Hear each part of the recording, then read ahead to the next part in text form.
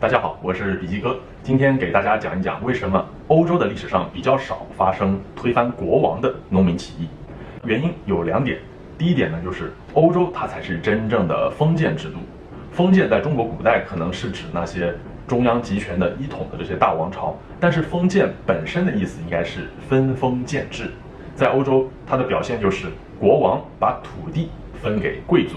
贵族从高到低有公、侯、伯、子、男这几个爵位，外加最小的骑士，就是还没有爵位啊。这个爵位顺序呢也很好记，我教给大家一个口诀啊，那就是公、侯、伯、子、男、骑。到了骑士这一级呢，他可能就是最小的庄园主，庄园主就可以雇佣农民给庄园主种地。那农民呢，他就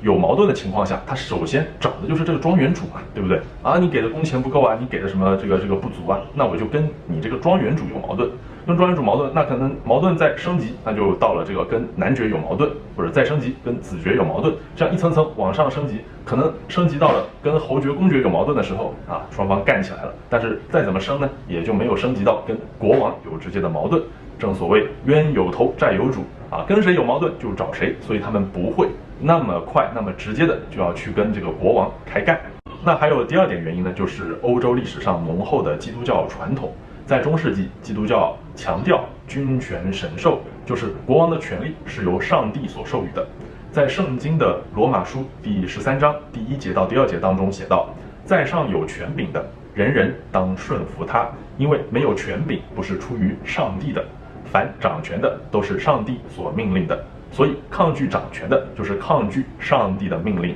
抗拒的就必自取刑罚。在那样一个时代背景之下，如果农民集结起来对抗他们的国王，更深的意思就是在对抗上帝。他们肯定会想到自己来世有没有可能会因为对抗上帝就上不了天堂，而要去到地狱呢？在这样一个浓厚的信仰背景之下，他们也就